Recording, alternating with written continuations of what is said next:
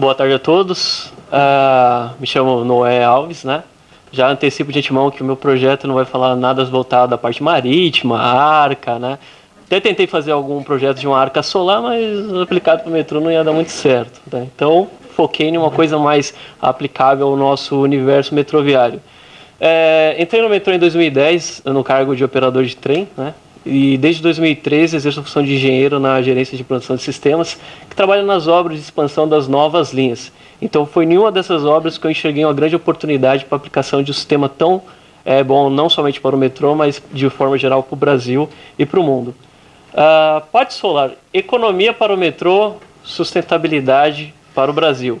Como o Conrado aqui já antecipou de antemão, antes da minha apresentação, fato é que o universo, o planeta tem sofrido várias alterações climáticas que incidem diretamente da ação humana.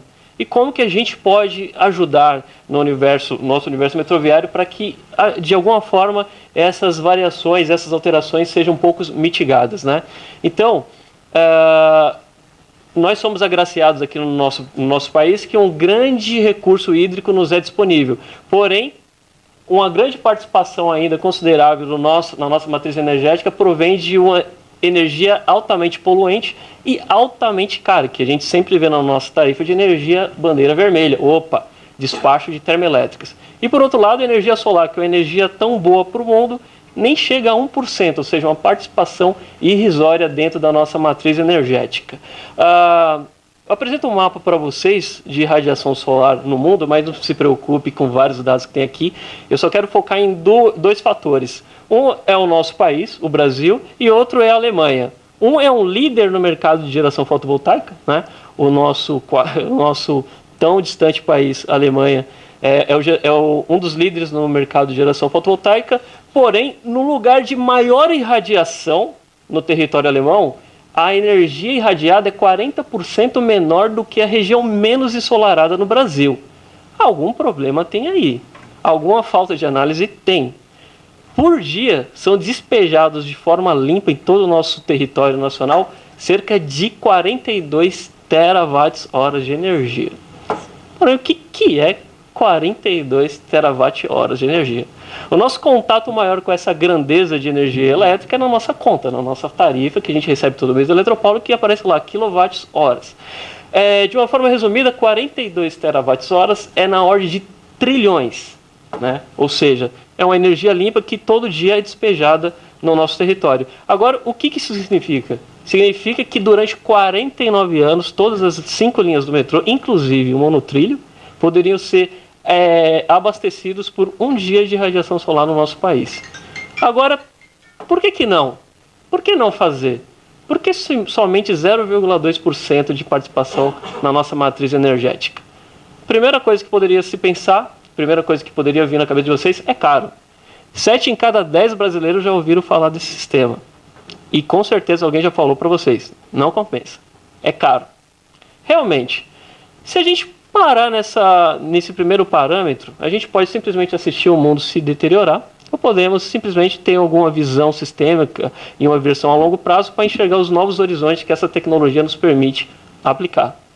E nesse meio termo, nesse universo, eu pensei, como nós, do metrô, poderíamos, de alguma forma, ter um reconhecimento e ser um participante ativo, de grande porte, nesse mercado. Como toda tecnologia, com o passar do tempo, o processo de fabricação acaba causando um barateamento nos processos de fabricação. Isso acontece também no mercado de energia fotovoltaica.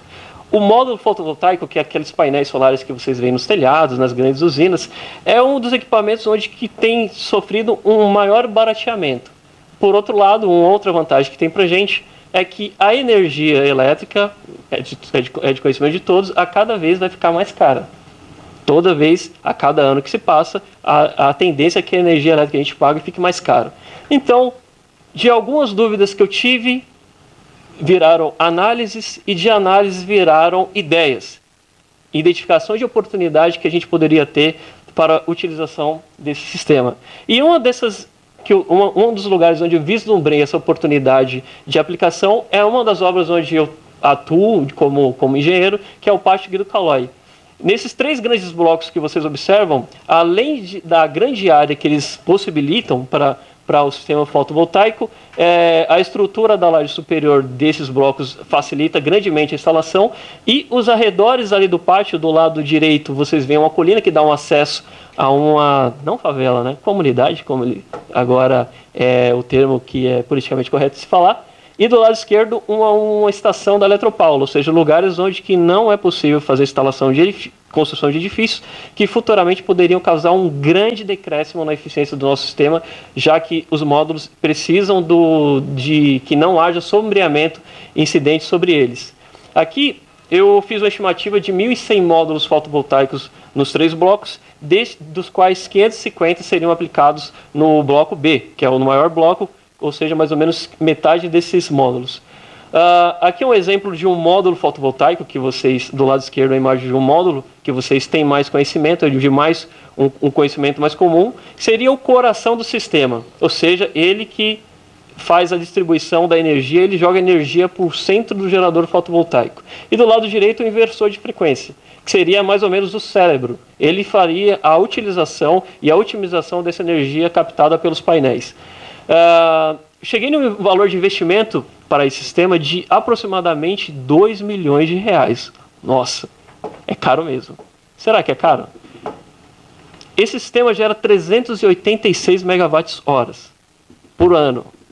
É capaz de fazer o abatimento de cerca de 21% da carga de consumo de serviços auxiliares, da manutenção e de um pátio de manobras, tomando como exemplo um pátio que já está em operação na linha 5, que é o pátio Capão Redondo.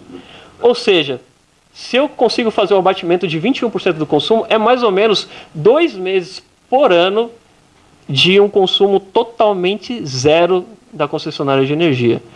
2 meses a cada ano de uma fonte de energia totalmente renovável para o pátio inteiro. Um outro ponto interessante na análise de viabilidade econômica é o tempo que eu demoraria para ter o retorno desse investimento. Aplicando esses 2 milhões de reais, depois de um período de 10 anos, o brasileiro, infelizmente, ainda não teve essa cultura de saber que, apesar do investimento ser alto, nem sempre importa o tempo que você vai recuperar, mas o valor que você vai recuperar lá no final, economicamente falando.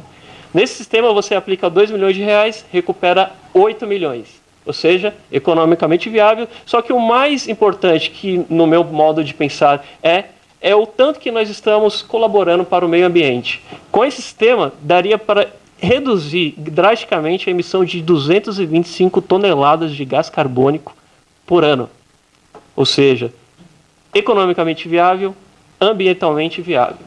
Na nossa sociedade, o metrô conseguiria ser facilmente reconhecido, como o Conrado já antecipou, o metrô de São Paulo e o metrô de Rio são considerados metrôs verdes.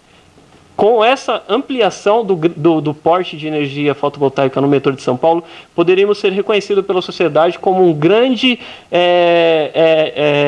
pioneiro. O metrô não é somente pioneiro nesse mercado de energia verde, mas também, entre outros fatores, poderia ser reconhecido. E aí, a minha proposta é: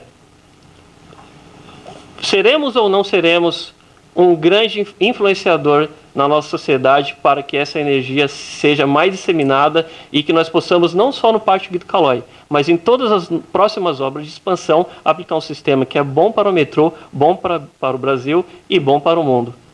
Pátio Solar. Muito obrigado pela atenção de todos.